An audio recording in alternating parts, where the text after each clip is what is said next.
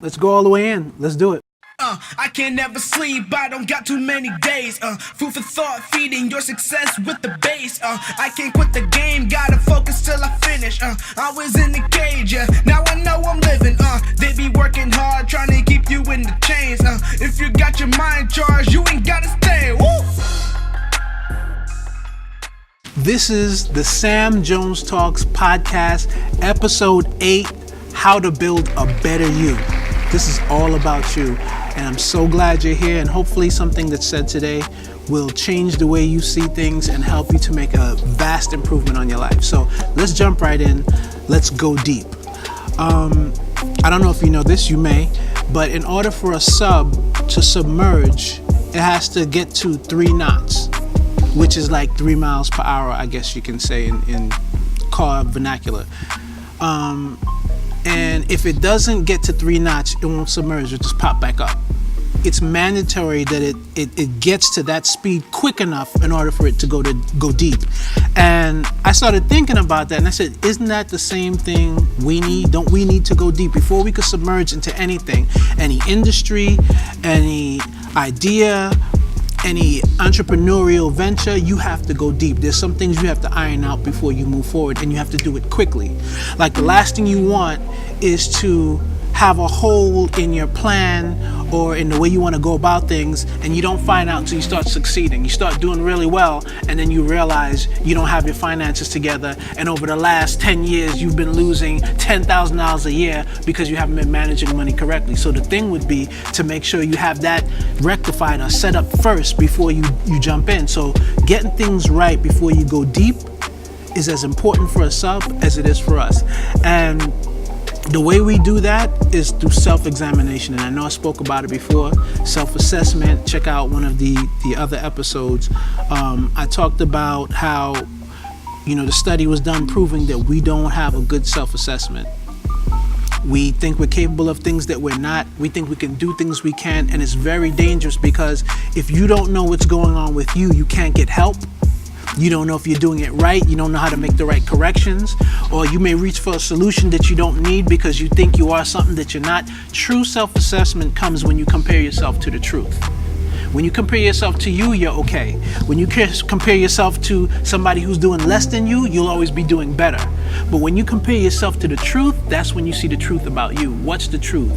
The truth is built on things like honesty, empathy, clear and honest communication. All these type of principles, when you compare yourself to that, then you know where you stand. Am I being honest? Do I lie? Or am I honest to people and I lie on my taxes? You got to know the truth about yourself before you start jumping into things. It's very important to iron out the wrinkles. So, let me get my notes clear. So, the same is true for building the foundation of a home. It's not as simple as just going and throwing down some cement and you build your home. There's some surveying that has to go on. They have to look at the soil. They have to see what's good about the soil, what's bad about the soil, so they don't start building and end up in a problem. They want to know before we go any further, when we dig down deep, we need to see what's happening in the soil, because we may not need to do things differently.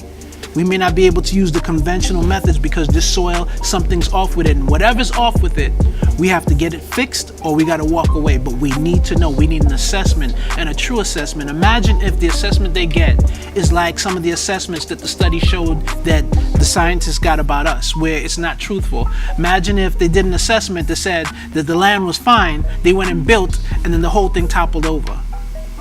It'd be a problem, right? Same thing for us. We need a true self-assessment before building, or else you build the wrong structure on the wrong foundation. So what's going to be helpful is having a blueprint, right? And that's just a small scale version of what the bigger thing, the bigger version, the bigger building, or whatever it may be, residential property is. And that gives you the structure and the layout for what needs to happen. In business, that's called a business plan. And it lays out in detail what's necessary. Now, for some people, a business plan for your life may seem scary, but you got to think about how corporations move. You like Nike, you like Wendy's, you like product, all these huge companies that make millions of dollars. Well, it's not just the product. Let's push their products away for a second. They have process, they have systems in place. And I'm not telling you to totally function like you're a company, but use the ideology, which is, I need a structure, a way to monitor what's going on. I need a plan for the future. I need routines that I can follow each day that's going to lead me to the future. Because some of us have a future plan, but our routines are not in alignment. Our routines taking us on a path to the left, but our aspirations are straight. So you need routines that are going where you're going. And the way to do that, again, is a self-assessment. Self-assessment lets you know, wait a minute, I want one thing, but I'm going in another route. I got to make a change. But if your assessment is off, you think going this way is right, and you're the place where you're supposed to go, you're in a totally different direction, because your assessment, your idea of what's right or wrong, what's going on with you, your blueprint, your plans are totally off. So you have to have a way of calibrating your system. And I know it's hard because you have all this noise on the internet, but trust truth. That'll always be the anchor and the foundation. So a blueprint may scare some of us, it scares some people in business. Some people out here don't want to do blueprints for business, which is a business plan, because it just seems like it's so much work. And the thing I hear the most is, well, the reason I don't want to do a business plan is because my business may change. I understand that, but you make pivots. The business plan may change or pivot, but the goal remains the same. Even blueprints themselves made changes over there. They used to be blueprints, then they became white prints, because they realized white prints were cheaper. It cost less money to print using white paper with black lines than this, the kind of paper they used to use when they did the blueprints with the white lines. So even they made the change, but the blueprint, the purpose of the blueprint remained the same. But the means of printing the blueprint changed, and that's how it has to be for you too. Your blueprint may change, your plan for life may change, there may be pivots, but as long as your goal is the same, you'll still get there.